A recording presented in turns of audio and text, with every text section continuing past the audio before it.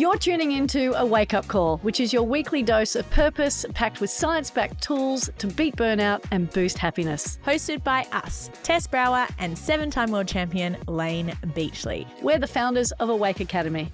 This podcast mixes raw life lessons, expert wisdom, and practical tips to help you stop sleepwalking through life and start living it on your terms. You ready to wake up and thrive? Let's go.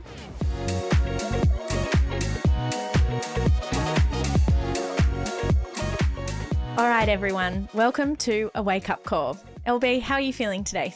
Fucked.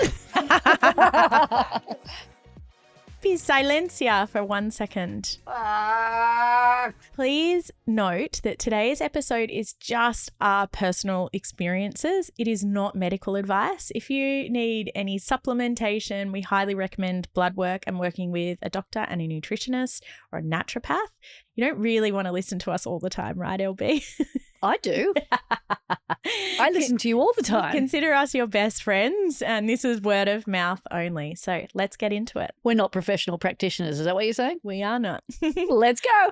Okay, let's take a breath. Oh.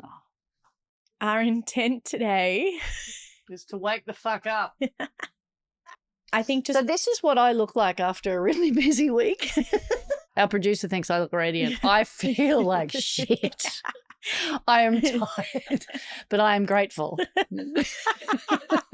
You tend to get more, I don't know what the word is. It's not aggressive, but more direct, Layne, when you're in this mood, which is I'm like. I give a whole lot less fucks when I'm in this mood. Give a whole lot less more fucks. Yesterday morning, I got up, I went to the beach. I did my sprints on the sand to get rid of that visceral fat band that's thanks menopause.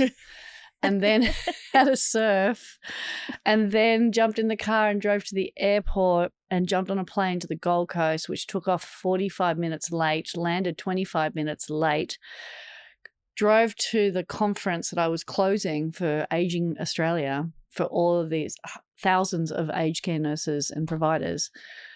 I thought I was on stage at 3. But I was actually on stage at 2:45 and I arrived there. No, sorry, I was actually on stage at 2:30 and I arrived there at 2. Oh. And they were all like, "Oh, you're here." And I'm like, "Yeah, and I'm here." I have heaps of time. And they're like, this is classic LB. Totally. But what I learned when I reflected on that, is that stressing about it would have made no difference. The fact that I was oblivious to it actually helped me remain calm and relaxed. But I was in the car yawning on the way to the conference, and I'm thinking, I'm not going to be my best self on this stage. When I'm closing, they wanted me to bring energy and inspiration and a toolkit. And at the end of a whole day. End of 4 days. Oh. It was the last day you of had the the conference. Beyond the Graveyard shift. Oh, yeah. You had from the graveyard. I had from the graveyard shift. I was like Pugsley trying to bring the little kid out from under the ground. Like, wake up. So that's what I decided to do. I took some wake up. Yeah. And 30 minutes later, I was on stage. I was like, ta-da! Yeah. I'm here. And then they loved me so much. I spoke for 45 minutes that I ended up selling over 100 of our books, Good. signing 100 of our books, interacting and having 100 selfies, which was epic. So it was just a normal day in the life. Lovely day in the life. But then I jumped in the car, went back to the airport. The plane was delayed by over an hour. And then when we were in the air, we then got the notice from the captain that, we've been put in a holding pattern and we're going to be up here for another hour. Mm-hmm. And I had a guy sitting next to me, a lovely Aussie-Irish guy called Cormac. And top of the morning to you, Cormac. And he was a nervous flyer. And when you've got howling westerly winds and one runway open in Sydney, it's a bumpy ride. He was not enjoying himself. So I then put it in my duty of care to distract him as much as I possibly can. And it was successful, but almost to my own detriment because I almost hurled on the way down. Why? Because it was so bumpy. It was hectic. Was it really like that? It was heavy. Yeah, it was like, it was if you're listening, Layne is quite literally jumping around in her seat right now. And fortunately I didn't hurl on him because that would have made him So what really did bad. Cormac teach you? So what was really interesting is in the first half hour of our interaction, he had no idea who I was. And then he's like, what's your name? No way, you're famous. Who are the famous people you've met? I'm like, well. Who did you give him? You've got a big roster. I said, can you give me interpretation of fame? Oh. Okay. And he said, well, I love basketball. And I was like, oh, well, LeBron James, Kobe Bryant. What's the crazy one that I met that I told him? Dennis Rodman. What about Michael Jackson? Oh, no. Michael Jackson never played basketball, but Michael Jordan did. Yeah, that's the one. I'm a big fan of basketball. You obviously watch it a lot. They do the moonwalk quite often in between shots. It's a thriller of a game. Dun, dun, dun, dun, dun. 3-pointer. One of the things I wanted to share with you today is that Cormac, before he really knew me, and then we started talking and he understood who I was, and then we talked about the fact that I'm a motivational speaker, and then we have a podcast. He said he wanted to ask me questions about, he's a super curious kid, and he was asking me questions about, he made his own business, sold it, he's 28, is on good coin, is actually flying to LA today, and he's going to propose to his girlfriend. So I got a lot of the story. Hopefully this comes out after. Yeah. I trust. Hopefully she said yes. I trust it was a successful proposal. But he said, I told him about my first keynote presentation and how much of an epic fail it was. And I said to him, I literally got a written formal complaint because I was talking about, like, he's like, I'm getting up to speak tomorrow and I'm presenting and I'm nervous. Can you give me any tips? And I said, well, it doesn't always go well. So trust your nerves, they're there for a reason. But also, it's your first pancake. And your first pancake isn't always the best pancake. It's edible, but it's not the best. And I said, my first pancake was so shit, I got a formal written complaint from the client. And he said, why? And I said, because I was unprepared, I swore, and I didn't really give them value for money. And he goes, that must have been a really big wake-up call for you. That's it, Cormac. And I went, how did you know? And I said, thank you for reminding me of another wake-up call in my life. Yeah. That's a big one. Yeah. That everything that I've become very good at, I started as an epic failure at. So the first time I did live television, I got stage fright. I literally stared at the camera. Who saved you? Well, it was the Doug Murray show. So it definitely wasn't Doug that saved me. I think it was Pam Burridge. The first time I did radio, I couldn't stand the sound of my own voice. So I was really apprehensive and making jokes. It took me like 900 takes just to do a read. The first time I did a motivational presentation, I got a formal written complaint. But the wake-up call from that was ring a friend, which I did. I rang Guy Leach on the way home and I said, Leachy, I've just epic tanked.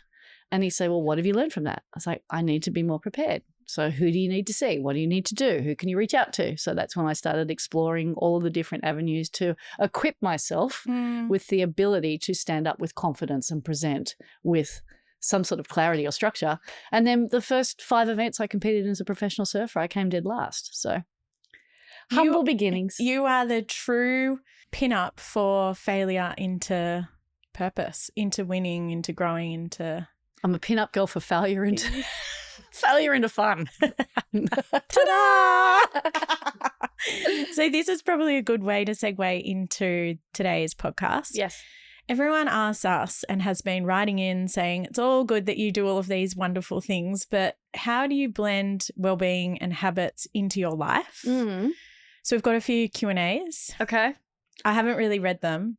I know I only took the wake-up pill a few minutes ago, but I'm already starting to feel more awake. Yeah, I can tell. I'm more alert. Well, I'm not back in my chair going like this. Yeah, about 5 minutes before this podcast started, Layne was lying backwards over that chair. So beware, these the wake-up actually does work. I'm clear and I'm focused and I'm ready to take on these questions. So should we take a breath and wish Cormac the best of marriages? By the time this comes out, he's already engaged. Go, Cormac. You've got this, mate. Don't fail on stage, though. Or do. I don't care. It's a learning opportunity. It's a growth opportunity. Morning and night routines. So what's the very first thing you do when you wake up? Open my eyes. And be honest. Is it water, meditation, or your phone? Be honest. Yeah. It's none of those. I open my eyes. That's the and first then, thing I do and then I roll over and cuddle my husband, and then I tell him that I love him, and then my mind goes into the day. all these things coming. So what's your and then what do you do? And then I bring my attention back through 3 intentional breaths, either the box breathing exercise, NLP exercise, the 2 times breath, but just intentional breathing, just to center myself, get myself out of future thinking, worrying about yesterday, and then create some clarity for action. Then I get out of bed, make the bed, go brush my teeth with my non-dominant hand, go grab a big glass of water and put some magnesium powder in it, then turn on my phone. And then it's like ping, ping from me. No, then the first thing I do is actually check the surf. Oh, of course. I check the cameras on my phone. Where are the best waves? Then I check my diary. What time am I going to surf today? No, what meeting can I move so I can go for a surf today? What about you? What's your morning routine?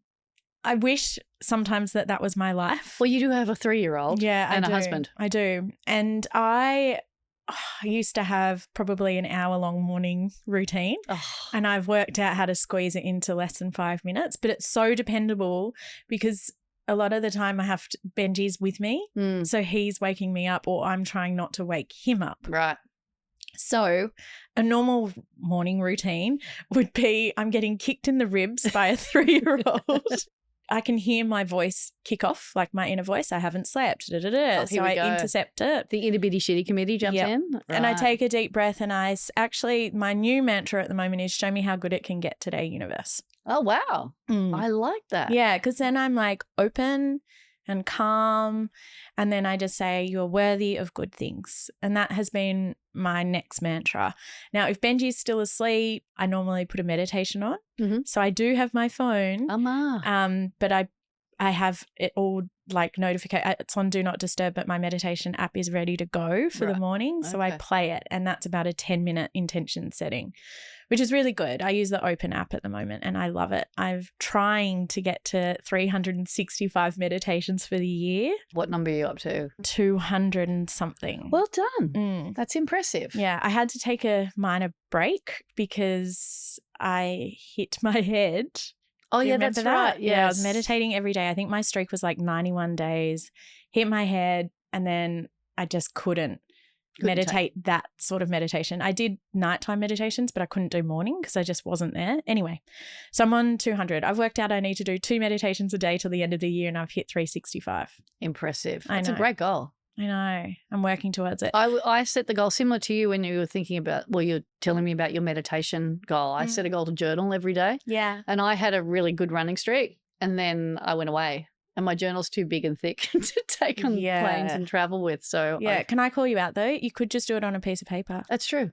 100%. I just limited myself to only doing it in that particular journal. It has to be that particular one. That doesn't work for a traveling motivational speaker. It doesn't. All right. Okay. Next, I see my husband. Big hug, big kiss. Tell each other how much we love each other and how tired we are.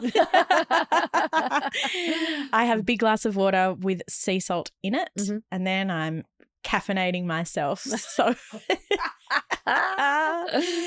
you go, coffee fiend. Yeah. So your surfing is Chris and my gym.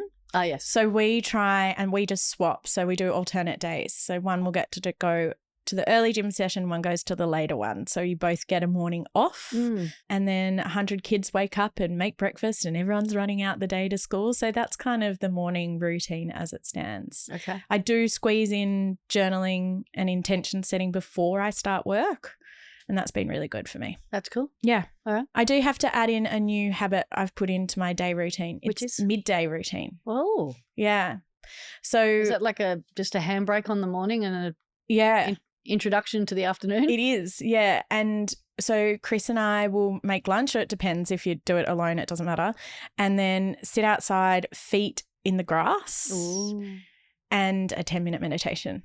So all up it takes it can be 20 minutes or it can be 30 minutes. Yeah, 10 minutes prep, 10 minutes eating, 10 minutes meditation. Yeah, and we're done. So for people in the city, park bench. Yeah, I mean, there's lots of little parks around here. So many. The bravest people are the people who don't eat lunch at their desks. Yes, that is brave. It is so brave. To leave the desk and eat outside. Yeah. I know. It actually What is are people hard. going to say about me? Well, yeah. Where are you going? Yeah. What, you care about yourself? What are you thinking? Okay, morning or night routine. Which one makes the biggest difference to your energy? Night for me. Night for me. Why night for you? Detaching from blue light, so detaching from computers, TVs and phones an hour before going to bed helps me sleep better.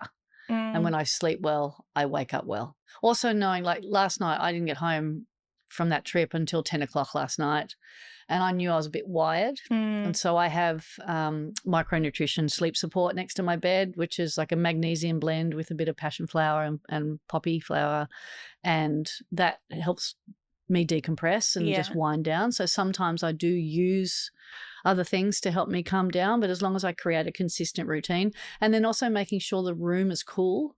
Kirk can sleep in any temperature. I can't. I can't either. And I need darkness and I need quiet. So my routine is getting to bed at least 30 minutes, if not longer, before I'm planning to go to sleep, reading my Kindle, and then putting in earplugs, sometimes putting on an eye mask, and then getting cozy. And then because we don't use air conditioning, so we have a fan. I like putting on the fan just to keep the temperature of the room down. Nice. Yeah, that's mine. What's bedtime? Well, not last night. Not last night. Usually around 8:30. We have a rule in our house now that we're trying to stick to at the moment, which is we can watch something, but at 8 o'clock we go to the bed. Oh, nice. And then in bed we read, or we always say what we're grateful for. One thing, two thing. If you've got lots of energy, it tends to go on. And someone starts snoring while you're telling them how grateful you are for something. And then we have a night nidra meditation. And when I first did this meditation, I think they had 100,000 downloads, and now it's up to like 3.5 million. Yoga Nidra. Yeah, and I actually think that I'm probably the 1 million of those because it does a full body scan and music. It's Sarah Blondin. We'll put it in the show notes. It is the most beautiful way to go to sleep. It's a beautiful way to decompress the system. Yeah, and I find if I just follow that routine, then I wake up so much fresher. Yeah, right. And I've got an Aura ring that's been tracking me for, maybe 9 months now, and I can see if I have stayed up later, I instantly or like watch TV or got stuck into an episode, whatever it is, I can see the effects on my score straight away. Yeah, well, decompression, relaxation, dealing with stress is all about deactivating the stress response and activating the parasympathetic nervous response. What activates the stress response is stimulation through blue light. It fucks your circadian rhythm. And the blue light literally says, it's midday, wake up, time to go. Yeah, every it's like time. mini sunshine. Yeah, midday, TV, computer, phone, midday. Woo, I'm awake. Hey, let's play. So for people who sleep with their phones next to them, it's like midday at 3 a.m. I can't sleep. Why not? Yeah, I know. Because you're stimulating yourself. So yoga nidra, breathing, meditation, reading, gratitude, anything that can decompress your nervous system from stimulation is a really effective way to get yourself to sleep. And it wasn't until I started focusing on calming myself and calming my nervous system did I realize that nighttime routines were more important than morning. I used to think, I can have a big night, work hard, go out, whatever it was, and then start strong in the morning to kick my day off. So like thrash myself in the gym, drink 20 coffees, epic, skip all of I was like that, do it all. Yeah. So eventually, obviously, I've worked out that nighttime really does matter. Also giving ourselves a break if we don't fulfill that every day of the week. Yeah, because which we don't. No, we don't. I didn't last night. So, but having those little tools to equip you in the moments that you know that. So, for example, this morning I didn't have time to swim or run or surf or do anything that kind of decompresses, but I made sure I made the time to make a smoothie because I have to fuel myself to get through the day. Yeah. So prioritizing the little things and noticing which ones make the biggest difference. Isn't that funny? I chose, instead of making food, I chose to take the dog for a walk. Yeah, right. Well, I don't have a dog, so otherwise you could I walk Kirk. No. Yeah, I can walk my husband around the block. How many days out of a week do you think you do have routine, like of perfect morning and night routine? I wouldn't call any of them perfect, but I stick to as many of the basic fundamental routines as I possibly can. I reckon say 5 of the 7 week, 5 days out of 7. What's one that everybody raves about that you secretly can't stand? Well, it's not secretly because you're an open book. Yeah, there's nothing secret about me. Mine I'm really struggling with is matcha. Oh. I tried to make it myself the other day. I was like, yeah, gagging. Yeah. Yeah, unless it's drowned in maple syrup, I cannot do it. I just want coffee. No, there are some good ones, but it needs to be pre-made. Right now, in this particular moment in time, I have no judgment. I can't even think of, I'm not even aware of what these things are. These trends or these things are. You would have seen a lot come through on the Pro Tour, right? People doing... I think I was leading the charge. Yeah. That always looking. It was, everyone was partying. You Everyone were looking was for the next thing. Alcohol, drugs. It was, there was no real routine or rhythm back then. No it was real like the rhythm. Cowboy wore titus. Okay, we move on. What's a habit you thought you'd hate but now you can't live without?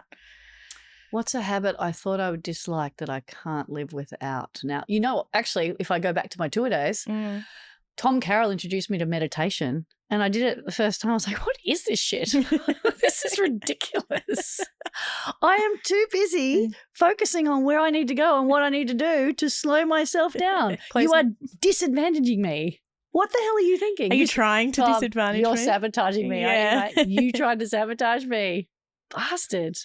Yeah, so meditation, I can't live without it now. So yesterday, woke up too early. Kirk and I were like, having a chat, and then it was like, I don't really want to get out of bed, but I don't want to just lay here.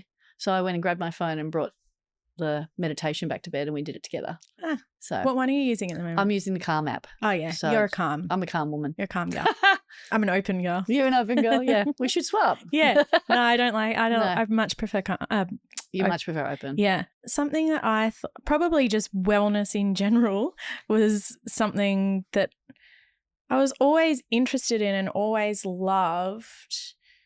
I think yoga probably was one that I was like, it's too slow. I can't stretch. Like I want to be in the gym, like pushing myself. Mm. And again, when I had that wake up call, I just fell in love with being slow and intentional and grounded, and yoga's like so much more than stretching on a mat. Yoga's more than that. Like catapulted me to when I did my yoga teacher training was just like how integrated the body really is, mind, body and soul. So that was one that I thought, oh, it is just stretching on a mat, but really it's just a whole body practice. So as my yoga teacher always said, how you show up on the mat is how you show up in life. So true. It really is true. It's all about the connection with the mind, body and breath. Yeah. So I've had a lot of tears on that mat. Oh, have you? Yeah. Huge breakthroughs. Have you thrown that mat away or you still have that mat? I left it in the yoga studio just before COVID started. Oh, and it's still there. And I don't have the heart to ring them and be like, hey, do you know my very expensive Lululemon mat? Tear covered. Tear covered. It's got watermarks on it. Is it still in your storeroom from 5 years ago? Yeah, I think it's time I get another one. Yeah. Lululemon, hit me up. All right, lifestyle hacks. If you had 90 seconds to reset your mood, what would you do? 90 seconds? God, you don't even need that long. You'd take a wake up. Yeah, well, first I take a wake up, yeah. The first thing I do is just take deep breaths. And I do this all the time. But the first thing you actually have to do is recognize that what's the mood you're in, because the mood that you're in will determine the action that you need to take. But taking a deep intentional breath, 2 or 3, really just resets everything. And then that creates the clarity to take the action from there. Deep intentional breathing. It's really simple. You don't have to go to a shop and buy anything for that. Just simple awareness. Yeah. Well, I know that the mood's going to last 90 seconds. So that gives me space and time I like to write it out. Why am I feeling like shit? Why am I angry? Why am I, I always start there. You have a pen and pad wherever you are? Well, yeah, if I'm in a mood. Don't get anywhere near Tess when she's in a mood. Yeah. You don't want to be at the wrath of Tess per hour. Oh, you don't. Oh, boy. Especially in once a month. I don't miss those days. God bless menopause. So, yeah, that's you chose breathing. So I just. Oh, was that yours too? Well, I always use breath within it. If I've got 100 kids around me or if I'm in a meeting and something is triggering me, I'm straight into my breath. Great. I do a 2 times breath. So Up through your nose twice, hold, and slowly let it out. And I have to do that when I'm in the car with you when you're driving all the time. Just keep your eyes closed and hold on tight. It's like Mario Kart. You know the rainbow one when they go off the track? That's what it's like driving with Layne. I have done the Formula One Grand Prix Celebrity Race twice. I am a very good driver. I'm just fast. I like to get where I'm going. Maybe we should get you a meeting with Lewis Hamilton, because he's actually one of the only world champions who's close to getting 6 in a row. Yeah, I think he's like 4 or 5. He won 5 in a row, I believe. Okay. Yeah. I've met Lewis. He won't ever remember that. Where did you meet him? I met him at the Formula One at an after party or a pre-party. I don't know. It was a party of some description. He's definitely not going to remember I'm a 7 times world champion. There you go. Good for you. Can I have a photo? Thanks. Bye. That is so unlike you. What? Even asking the for photo. a photo. I know. I do it sometimes. Why did you fangirl him of all of the people? Because he was a world champion Formula One driver. And he didn't care that. No, most of them don't. I've met some amazing world champions and like Maria Sharapova or I don't know, some other athletes, and I'm like, hey, or someone will say it on my behalf and they're like, and? Never mind. It's okay. Oh, well, you've only got 5. Yeah. I guess that's you. You are such an underperformer. Okay. You wish you could be a 6 times world champion, but you can't. Do you have a different go-to ritual before a really big day? So like a surf comp, or when you're keynoting, or Tess when you've got something big on with the kids? Yeah, with a really big day, Tess. I definitely, before I have a big workshop day, I write a letter to myself. Really? Yeah, you've seen them on the like. They are cute. They are really cute. I've got one stuck to my blue. Yeah, and whiteboard. I just write all of the things I want to be in that moment. So thoughtful. Yeah, it's intentional. Yeah, it's beautiful. And I need to get out and walk, even if it's just for 5 minutes, fresh air, clear my head, no sound. And then you pack Loco Love chocolate into your backpack. Yeah, take a wake up. And make sure we all have some afternoon tea. Yeah. What's yours? Before a big day. What about a big surf comp? It always comes back to nutrition. But I'm 14 years older than you. So you wouldn't know it. I know you wouldn't. You'd think I'm 30 years older than you. You've kept such a beautiful complexion, whereas I'm a little sun damaged. I really have learned to tap into how I'm feeling and honouring that. So it's about, okay, am I tired? What do I need to do to balance my energy to ensure that I'm sustaining it throughout the whole day? So I used to put pressure on myself, for example, at a comp to go and have a free surf before I competed, because it irons out all of the kinks. And these days, like I competed at my local board riders comp last weekend and I entered 2 men's divisions and I won both of them. Sorry, guys. Did you tell that to Cormac?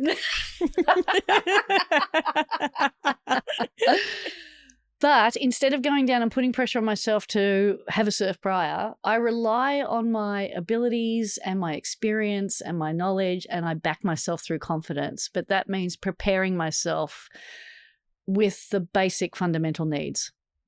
Enough water, 2 wetsuits, a dry towel, a protein smoothie, and getting there at least half an hour before, so I have plenty of time to analyze the conditions. So my approach is more tactile today. It sounds softer. It is softer. I show up more present versus fearful or psychoanalyzing or, you know, I'm just like, okay, I know I've nourished my body. I have everything I need. I'm prepared. Now let's go get the job done and go and have fun. Yeah. And last year I was competing for my club at a national event.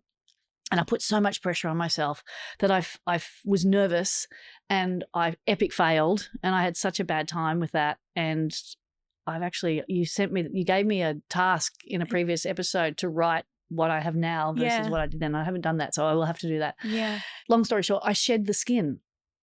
I shed the skin of expectation and it was so liberating. So whenever I start feeling nervous or putting pressure on myself, I use that as my trigger. Shed the skin. Just shed like an inner meditation and intention. A mantra. Yeah. Just shed the skin. Like that, it's just another layer of pressure, expectation that I'm just throwing on myself, and it doesn't serve me. It sabotages me. I feel like that would resonate with so many people. Like the skin really is what is the role that you're trying to play, not who you are. Yes. Who are you trying to be? Yeah. Who are you expecting yourself to be? Yes. What are you trying to do? Which is and the that opposite was of- your skin, right? Your skin was almost like a barrier. It's a mask. Yeah. It's a shop front. Yeah. Yeah. So shed the shop front, shed the skin, and just be in the moment. I know, and I'm fortunate enough to grow under your wings, that looking at energy every day is so important, and input and output. So if I have a really big day, I look at energy the day before, the day of, and the day after. Yes. And that has been a huge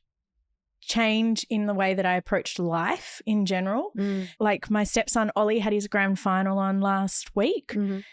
And I knew I had a big week, so I built in a recovery day. So his grand final day was not my recovery day. Nice. So I could really show up and watch the game rather than lie there going, when is this school sports season going to end? Please. And I do have to say, when I was doing a keynote the other day, it was a big workshop, and they said, oh, do you want to come and have breakfast with everyone before? And I was like, can I please have breakfast in my room? Yeah, good job. And they were like, oh, sure. Honor that. I said, I'm just protecting my energy because I want to show up for you best on stage. And their response totally changed. It went from, oh. Yeah. Oh, you bitch. Oh, you have a boundary. Okay. To, no, I understand that. I get that. She's like, actually, I don't think I'm going to go either. And I was like, okay. Okay. I'll see you on stage. Okay, the real stuff. Do you ever fall off the wagon with your routines? And how do you get back up without beating yourself up? I do fall off the wagon Me with my too. routines. Yeah, it's called being human. There's many non-negotiables that I will never fall off the wagon of, such as the magnesium water, the protein smoothie, and 80% of the time quality nutrition. So for me, when I fall off the wagon, it's usually alcohol, sleep, and food. Sweetie treaties. Yeah, sweet treats. And I don't have a sweetie treaties. That sounded very sinister. Yeah. Benji asked me for a sweetie treaty the other day. So you gave him another sugar-free lollipop, did you? Yeah. And he went, Plah, what is this shit? Mum. I thought, that's what we've loaded in our house. Anyway, so falling off the wagon, alcohol. Alcohol, I have learned now, because I used to create such intense, strict limitations around everything. All or nothing. All or nothing, because I thought that's the only way I'm going to get the best out of myself. If I feel like a drink or I feel like 2 or 3, then enjoy it, because the last thing you need to do is beat yourself up while you're doing it. Yeah. Because then you're depleting yourself, or you're denying yourself the enjoyment of it, which is what you wanted in the first place. And then you're adding layers of guilt and resentment and shame to the experience. I shouldn't be drinking. Shut. Want another? I feel like shit in the morning. Shut. Want another? Cheers. And then the next day, I honor how it made me feel, and I don't beat myself up for it, because I willingly made the choice to do it. So what am I going to do today to rehydrate or nourish my body? With alcohol, it's a dehydrator. It impacts your organs in a variety of different ways. One of my favorite go-to methods to rehydrate my body after a night of too much alcohol is coconut water. Oh, how good is coconut water? It's nature's hydrator. So I just douse myself and, well, I don't douse myself, I drink. I don't pour it over my head. You didn't just win another world title. I go to the trophy room, I hold up a trophy, and I get Kirk to spray me down in coconut water. Just to feel human again, right? Just to relive the glory We all do days. extremes when we're hungover, don't we? Yeah. Some people go to Macca's and you go to your past. Go to the trophy room. Bring on the coconut water. So I drink a lot of coconut water and I take it easy. What about you? How do you fall off the wagon, and what do you do to get back on? It would be alcohol as well. The last time I fell off the wagon, I wouldn't call it fall off the wagon though, because I feel like, because you're not on a wagon to start with. Those habits are my life, like well-being habits. So it's not like So how did you fall off your life? So how did you fall off your life? And then what do you do to prevent yourself? I bought a new horse. Beating yourself up and coming back into life. But the last time I drank was Kirk's birthday. Oh yeah. So that would have been 3 or 4 months ago. The last time you drank excessively, or the last time you drank at all? Period. Really? It was a big day. You're extremely disciplined. Oh, I don't call it discipline. I just don't want to at the moment. So you drank in July. I drank in July. Then we went back to your house. This is the bit where I I just went for it and enjoyed it. Kirk went to the cellar and he doesn't really normally ask me to go in the cellar because he probably knows I'm going to pick the most expensive bottle of You'll be hunting down Grange or Runa. I will. Where's the good stuff? Where is the good stuff, Kirk? Where are you hiding it? You've been a rock star for a long time. Show me the Grange. We drank it last week. Sorry.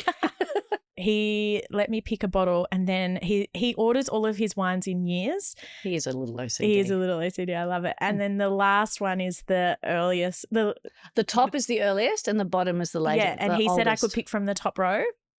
And I went for top row like 1 or 2 in and he went to the end. So I got a really old bottle of wine. 2007. No, it was older than that. Really? Yeah, because I know he hides the really old stuff elsewhere. But anyway, I really enjoyed it. Yes. But I did not enjoy it the next day. Right. And that's because you were drinking rosé at lunch and then we had red wine. Red wine around the fire. Red wine around the fire pit. Meanwhile, they're trying to light this new fire pit. There's smoke going in my eyes. So it was like a sage ceremony. I was basically smoking. There was no sage though. It just smoked me out. Drinking a really good bottle of wine. And the next morning I woke up and I had to go and parent, which is absolutely every parent's worst nightmare is a hangover. I mean, there's plenty of other things to do as a nightmare, but that is hangover with an energetic 3-year-old. Oh, and a drive back 2 hours back home. And fortunately, you weren't driving. I was not driving. And I went to the coffee shop and they opened at like 6 a.m. and I was like, 2 double, triple intravenous shots of coffee, please. And there was a piece of carrot, like freshly baked carrot cake. I was like, and I'll have whatever that is. And it was like, did it soak it all up? I didn't care at that point. I came home with carrot cake and Chris was like, what have you got? I was like, carrot cake? Yummy. So I really fell off the wagon. Ate the burger, ate the fries. My actually falling off the wagon was like, if you're going to do it, do it. Go all in. So it was like a double hangover day. But the next day I came back. That's pretty extreme. I'm telling you, it was a long time between drinks. So I haven't drunk again. I scared myself. I feel like there's a disparity of falling. I was just enjoying the fall. Yeah. I like similar to you. Like, whereas I drink and bounce back. Yeah. And then like a couple of days later, maybe I'll have another one. Yeah, but you're married to a rock star and that's like you are primed for this. I reckon I could have in my old days, my competitive surfing days, I reckon I could have drunk my rock star husband under the table. Yeah, I probably could have too. It's not something I'm proud of. Neither. But nowadays, so like my hangover day, I'm like, just be hungover. Just let it go. And then I come back, ping, the next day. So. Right. And go to bed early. Yeah, do all the things. Do all the good things. Yeah. Coconut water, whether you drink it or drown in it. A really good thing for a hangover actually is pho because it's the bone broth. Ugh. Anyway, I digress. That's the one wellness hack that I just do not like. Oh, really? Pho. We got there. Like bone broth pho. Bone broth. Like whatever. Oh, it's so good, LB. You enjoy that. Yeah, I will. So, quick fire. Okay. Coffee or matcha? Coffee. Neither. Wake up pill for you. No, mushroom tea. Best bad habit? Hot chibis. Yummy. If you could only keep one routine forever, what would it be? Bone broth. Surfing. Hello. Yeah. Duh. Yeah. Exercise Slap of any myself out or of it. any format. It's such a privilege to exercise every day and move your body as fully functional humans. So do it. This is a good one. What's the one lifestyle lesson you wish your 20-year-old self knew? Don't drink. Go right ahead, enjoy it, but drink quality alcohol. Drink Kirk's Grange. Yeah. Sleep is restorative because I used to say sleep when you're dead. I'll sleep when I'm dead. Those all-nighters took it out of me. Yeah. And mine, I'm going to keep on the alcohol theme. I think you don't have to drink to fit in. Oh, geez, you're profound today. My intention was just to be honest and open. God, I want to think. I need a better one. Pho. Pho. All right. You don't have to drink to fit in. I've done so many stupid things just to fit in and be part of the group. Yeah. I've got Sleep nothing. When You're Dead's pretty good. Yeah, like Okay, well, that's it for today's that was fun. Q&A. It was really fun. Please keep on sending them in. We will be as open and honest as we can in these, or as we are, I should say. bit. It's an adventure. Thank you. Routines. If you keep using that word journey, I will get over there and slap you. And she will. But my ask of all of the listeners today is just do one thing that you love and fall in love with doing that every day. And that kickstarts you, whether you're in a slump, in the mud, in trauma, in pain, in grief, or thriving and doing all the things but not experiencing life. Because I've also lived on the extreme of doing the discipline thing and I really wasn't enjoying it. I was doing it, but I was tick boxing rather than being in it. So, yeah, have some self-compassion. And also known as box ticking. Yeah. What did I say? Tick boxing. I like that. I was box ticking and tick boxing. So to Cormac, congratulations, buddy. Well done, mate, if you're listening. Congratulations. We'll send you some wake up so you can fly even better and perform when you're on stage. But no, from us to you, everyone, have a wonderful day or night, whatever you are doing. And we will link everything that we love in the show notes. So please comment. Please send us more questions. And thank you so much for tuning in. We'll see you soon. Toodles! And that's a wrap for today's episode.